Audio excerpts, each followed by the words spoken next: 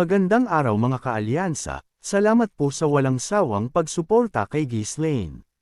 Salamat kamahalang Marquez Nelson, sa patuloy na pagpapapadala ng malaking tulong sa aking nasa sakupan sa pag-join sa mataas na antas. Shout out Marquez, Nelson, Adipen.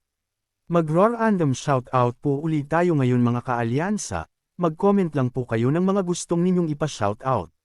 Shout out sa inyo aking mga kaalyansa, huhusay ninyong lahat. Salamat ng sobra-sobra. Ang nakaraan, habang ang ating bida ay nakikipaglaban sa isang kulto na si Laviere, na nakataya ang kanyang buhay, dito ay talagang galit na ito, lalo pat nalaman niya na ang pangkat ng Salvation Sect ang kalaban niya ngayon. Ang kanyang alagad naman na si Lucas ay lalaban kay Tenant na target na patayin si Ghislaine.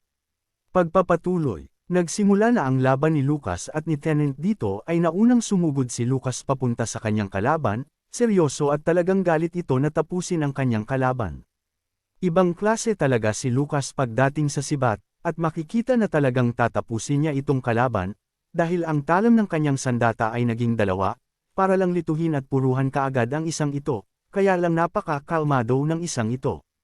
Napakalapit na ng sibat ni Lucas sa mata nitong si Tenant, pero kitang-kita niya ito kahit gaano pa ito kabilis, tanda na talagang hindi ito mahinang nilalang. Ayun na nga, sa huling segundo bago tumama ang sandata ni Lucas kay Tenant, agad niyang winisiwas pa itaas sa kanyang harapan ang kanyang espada, sapat para hoiin ang sandata ni Lucas palayo sa kanyang mukha. Sunod-sunod ang ginawang pag-atake ni Lucas, lahat ng uri ng pagsundot ay ginawa niya kay Tenant, pero matikas ang isang ito, tunay na lalaki. Ayaw magpasundot kay Lucas, dahil mabilis niyang nahahawi lang ang sibat ni Lucas, na hindi siya umaalis sa kanyang kinatatayuan. Matapos noon, nagawang mas alaw ni Tenant ang sibat ni Lucas, kaya napahinto ito, at sabay tutok ng espada nito sa leeg ni Lucas, na nangangahulugan na talo si Lucas. Dahil sa pangyayaring iyon, gulat na gulat ang isang ito, pawis na pawis, dahil napagtanto niya na hindi basta-basta ang lalaking nakalaban niya ngayon na gustong kalabanin ang ating bida. Sabi ni Tenant, mabilis ka, pero ang kalat ng galaw mo at napaka-bayolente, pangangaral nito sa galawan ni Lucas. Sabi pa nito, nakita ko na ang mga kakayanan mo, hindi mo ako magagawang matalo, sabi nito ng seryoso, kalmado, at kontrolado ang sarili, tunay na mahusay na guro ang isang ito. Kaya lang dito ay bigla niyang hinigpitan ang kanyang hawak sa kanyang espada, sabay pakawala ng kanyang aura na katulad ng kulay ng aura ng ating bida, at nagkulay asul rin ang mga mata nito, na nangangahulugan na papatayin na nito si Lucas. Dahil doon, agad na kinilabutan itong si Alfoy, dahil alam niya na mapupugutan ng ulo si Lucas sa gagawin ni Tenant. Ganon rin ang mga tauhan na mga knight ng ating bida, lahat sila ay naalarma sa balak na gawin ni Tenant kay Lucas. Sa mga sandaling ito ay alam na ni Lucas ang kanyang kapalaran, na dito na magwawakas ang kanyang buhay. Pawis na pawis itong nakapikit, at nabanggit ang ating bida, aking kamahalan, sambit nito. Kaya lang binalik lang ni Tenant ang kanyang espada sa lagayan nito, para tapusin ang kanilang laban. Tunay na talagang marangal na kabalyero o mandirigma ang isang ito. Hindi niya papatayin ang mga walang kinalaman sa pagkamatay ng kanyang disipulo na si Martin R dahil si Ghislaine lang talaga ang kanyang target na labanan o patayin. Dito ay napabuntong hininga ng malala ang isang ito, para bang nabunutin ito ng napakalaking tinek sa kanyang lalamunan, dahil muntik na siyang maglaho sa mundong ibabaw. Dito ay agad iniangat ang kanyang kamay, nagpunas ng pawis, hinawakan ang kanyang leeg, naramdam pa rin ang kilabot na kanyang sinapit mula sa kamay ng kanyang nakalaban. Lumingon ito ng bahagya kay Tenant, at nagtanong, hindi mo ako balak patayin. Tanong nito sa kalaban na talagang napakalakas, dahil ginawang bata lang si Lucas. Sumagot itong si Tenant, ang sandata mo ay hindi espada ng isang kabalyero diba? Ikaw ay isang nilalang na natuto lang lumaban para mabuhay sa gitna ng labanan, sabi nitong si Tenant. Nabasang-basa ang pagkatayo ni Lucas sa pamamagitan lang ng ilang sandaling palitan nila ng pag-atake. Dagdag pa nito, ang sabi mo si Count Fenris ay nasa capital ngayon diba? Paglilinaw nito sa minsang nasabi ni Lucas patungkol sa kanilang kamahalan. Dito ay napangiti na lang ang isang ito, pawisan pa rin, iyon ay dahil talagang malinaw na sa kanya na mahusay at malakas na nilalang itong si Tenant na naghahanap sa kanyang kamahalan, sabi nito, tama ka, nasa capital siya ngayon. Matapos sabihin iyon, napangiti itong si Tennant sa sinabi ni Lucas, dahil mas lalo raw itong naging curious sa ating bida. Agad nagbago ang ekspresyon ng mukha ng isang ito, iyon ay dahil lalo siyang namangha kung anong klaseng tao o mandirigma si Ghislaine na nagawang pasunurin ang isang tulad ni Lucas. Talagang halimaw ang isang ito, dahil kahit ang bagay na iyon kung paano napaamo ng ating bida si Lucas ay nabasa rin ng taong ito, kaya lang kawawa lang talaga itong si Tennant sa kamay ng ating bida. Sorry mga kasama sa spoiler, sa novel mapapanood ninyo kung paano ito tinalo ni Ghislaine. At kung tama tanda ko, parang magiging tauhan ito ng ating bida. Tama ba mga supporters ko rin sa novel recap? Balik tayo sa lugar kung saan naroroon si Ghislaine ngayon. Dito ay pansamantalang tumigil ang laban, walang kumikilos, pero alam na ng ating bida kung anong grupo itong kanyang kalaban ngayon. Sabi ni Ghislaine, ang pinakaugat pala ng lahat ng kaguluhang nagaganap sa mundo ngayon, ay utak ng lahat na tumutulong sa angkan ng Delphine para sirain ang Per Diem. Dito ay nagulat ito sa mga sinasabi ng ating bida, na para bang may nalalaman si Ghislaine. Dito ay parang nag-super saya ng ating bida, kahit walang normal na aura o mana na nilalabas ay talagang nag-alab ang galit nito sa kalaban, dahil ang kalaban ngayon ay ang Salvation Sect, ang kulto na grupo na siyang gumagawa ng kasamaan na nagtatago sa samahan ng pagiging simbahan. Itong si Rosalie naman ay nagtataka sa kanyang narinig, Salvation Sect. Ano yun? Tanong nito, na talagang naguguluhan ngayon. Dito ay natahimik ang isang ito, naging seryoso ang tinginan sa ating bida, dahil kahit hindi pa niya sabihin ang grupo niya ay alam na ni Ghislaine. Dahil doon, napasalita na ang isang ito, sabi niya, ibang klase, kahit ang intelligence group ng kaharian ay walang kaalam-alam na mayroong grupo na katulad namin, tapos ikaw, alam na alam mo ang patungkol sa Salvation Sect ng malinaw kung sino kami. Tanong nito. Dito ay talagang nag-iinit na ang ulo nito sa ating bida, mas lalong may dahilan ito para patayin si Ghislaine. Sabi nito, saan, kanino mo narinig ang patungkol sa amin? Tanong nito, dito ay pawisan na ang ating bida, ay may kung ano-anong mga marka na sa katawan nito. Iyon ay dahil sa hirap na dinaranas ng kanyang katawan sa pagsipsip ng dimensional rift sa kanyang mana. Sabi nito, hindi mo tinanggi ang paratang ko sa iyo, sabi nito. Dagdag pa ng ating bida, ang sabi mo, ang pagpunta ko rito ay ang katapuran ng mga plano ninyo, na magtatagumpay kayo, mali ka, sabi ng ating bida. Hawak nito ang kanyang sandata, inaangat ng dahan-dahan, para ituro sa kanyang kalaban, sabi nito, kayong mga nilalang na siyang tumutulong kay Doc Delphine. Kinumpirma mo ng malinaw sa akin ang lahat ngayon nang hindi mo tinanggi ang mga sinabi ko, isang malaking kakamali ang ginawa mo, sabi nito na nakaturo na ang kanyang sandata sa target nito. Sabay nanlisik ang mga mata ng ating bida, talagang galit na ito, gigil sa kanyang kalaban, dahil dito na niya sisiguraduhin patayin ang kalabang ito. Na ang isang ito naman na si Laviere ay agad na alarma sa pag-iba ng aurahan ng ating bida. Ayun na nga, matapos itapat ang kanyang sandata kay Laviere, agad nang sumugod si Ghislaine sa kanyang kalaban, galit na galit, kaya lang nasangga ito ni Laviere. Matapos masangga ang unang pag-atake, agad na namang sumugod si Ghislaine, dalawang sandata ang hawak nito ngayon, magkabila ang kamay, kaya ang isa ang sumunod na punang atake niya, na nasangga na naman ni Laviere. Gumanti ng pag-atake ang kalaban sa ating bida, isang mabilisang at buong lakas na pagwas-iwas ang ginawa nito, pero hindi tumama kay Ghislaine na ngayon ay aatake na naman si Ghislaine. Ayun na nga, isa na namang napakalakas na pag-atake ang pinakawalan nito, na nasangga ni Laviere, kaya lang natatangay na ito sa mga mabibigat na pag-atake ni Ghislaine. Dito ay napagtatanto na niya na kailangan niyang mapatay si Ghislaine rito, lalo pat alam na ng ating bida kung sino siya at kung anong pangkat siya nabibilang. Dahil doon, siya naman ngayon ang nagsimulang kumilos, umatake papunta sa ating bida, na nasasangga naman ni Ghislaine, kaya lang ibang klase rin itong si Laviere. Putik may baril pa ata ang isang ito, mukhang machine gun pa, na ang mga mata ni Ghislaine ngayon ay malalim na, at nangangitim. Dito ay nagulat ang ating bida sa kanyang nakita, dahil alam niya ang bagay na ito, at na bagay na hindi pa nalilikha sa panahon nila ngayon. Ayun na nga, pinaputok ni Laviere ang kanyang sandata, na sumabog sa mukha ng ating bida. sa lakas ng pagsabog hindi makita kung nabura ba ang ulo ni Ghislaine, dahil parang shotgun pa ata ang gamit ng kalaban. Walang hiya, kahit masama na ang tama ng katawan ng ating bida sa paghigop ng lakas niya, dito ay nakakagalaw pa rin ng mabilis si Ghislaine, nagawa niyang iwasan ang pag-atake ng kalaban, na nag-iwan sa kanyang kapa na magkabutas-butas gawa ng pagputok ng sandata ni Laviere.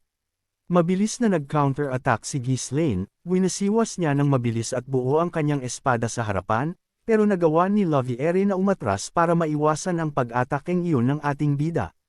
Muli na namang tumigil ang labanan ng dalawa, hindi basta-basta ang kalaban, kahit seryoso na ang ating bida na lumaban, hindi makaisa si Ghislaine sa kultong nilalang. Dito ay naiinis si Ghislaine, dahil napakagandang sandata ang gamit ni Laviere ngayon para labanan siya, dahil kahit papano pang long range ito, ang katawan naman ng ating bida ay talagang polole na ang tama nito sa pagkakawala ng mana sa kanyang katawan.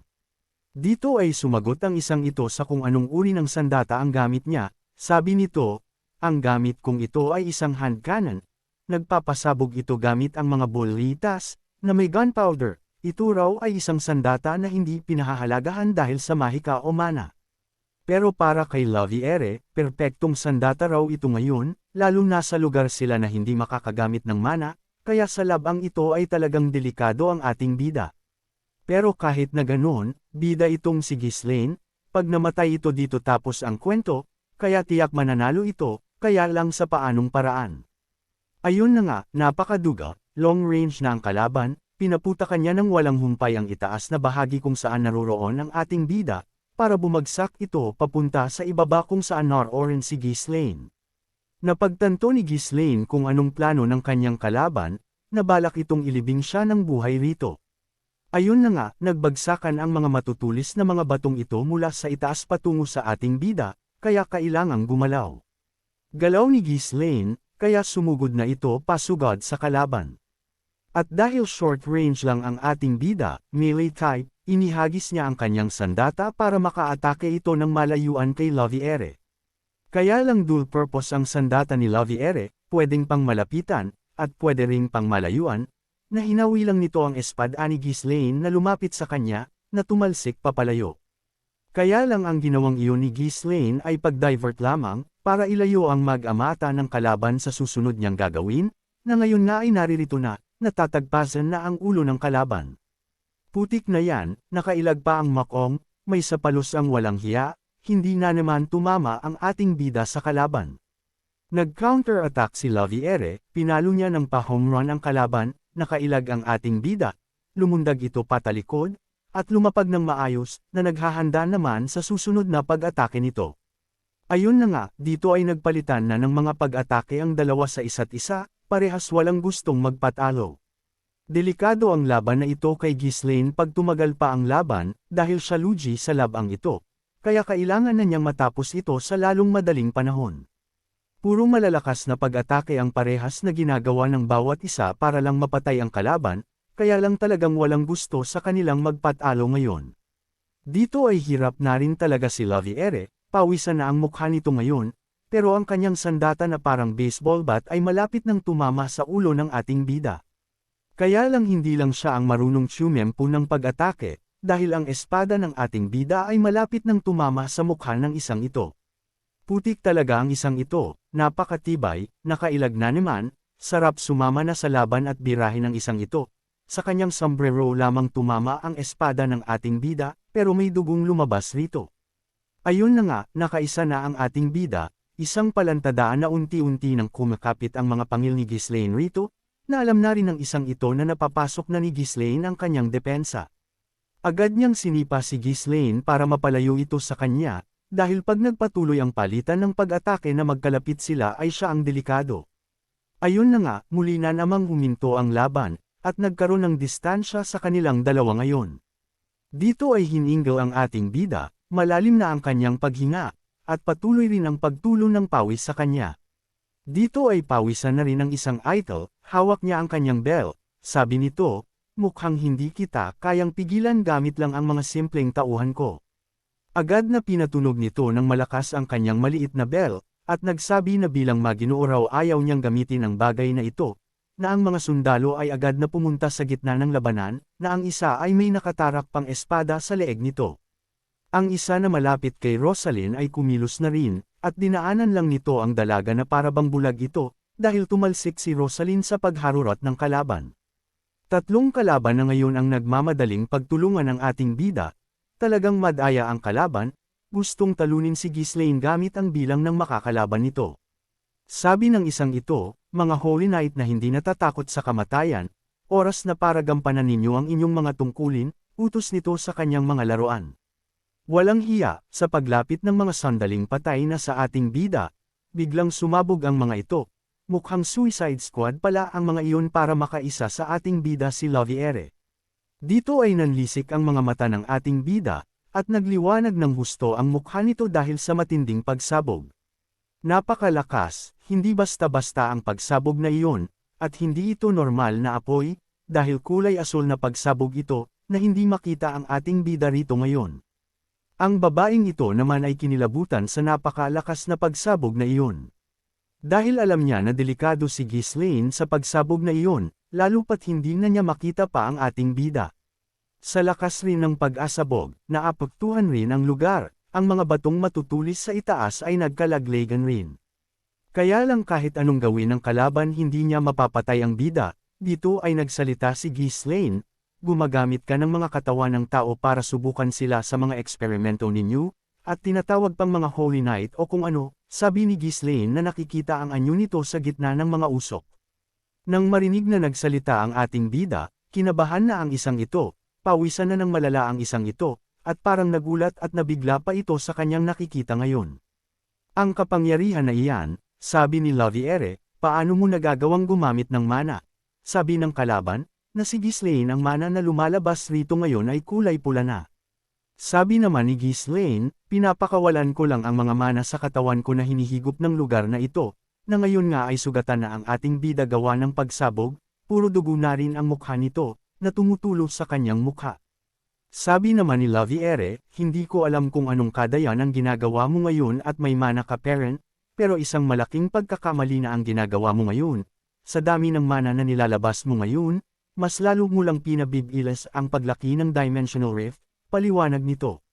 Sabi naman ni Ghislaine, alam ko iyon, kaya kailangan ko lang tapusin kaagad ang laban na ito bago pa mangyari iyon. Sabi nito, na ngayon nga ay hawak na niya ang kanyang espada gamit ang dalawang kamay, na susugod mula sa kalaban, nakitang-kita na polala ng polala ang nangyayaring hirap sa katawan ni Ghislaine. Dito ay biglang lumipad si Ghislaine pasulong, papunta sa kanyang kalaban, na talagang patay kung patay na ito ngayon. Putik napakabilis, parang may booster ang paglundag ng ating bida, dahil ang espada nito ay muli na namang napunta sa harapan ng mukha nitong kalaban. Kaya lang sa huling sandali ay nagawa na namang makaiwas sa kamatayan si Laviere, mukhang ito na ang nagpahirap ng husto sa ating bida sa mga nakalaban nito. Ayun na nga, sunod-sunod ang ginawang pag-atake ni Ghislaine, pero tulad ng ginawa ni Tenant wala sa mga pag-atake ni Ghislaine ngayon ang nakapasok at makatama sa ating bida. Dito ay agad niyang binuksan ang kanyang hand cannon, sabi nito, katapusan mo ng buwisit ka, sabi nito kay Ghislaine. Pero itong ating bida, focus lang talaga sa goal, at iyon ay ang patayin ang kalaban sa kahit anong paraan. Bago mapaputok ang hand cannon, agad na lumapit si Ghislaine, hinawakan ito, para magdikit ang katawan niya at ng kanyang kalaban. Matapos ipitin ang sandata ng kalaban sa kanyang kilikili, agad niyang ni-wrestling si Laviere, para itapon ito palayo.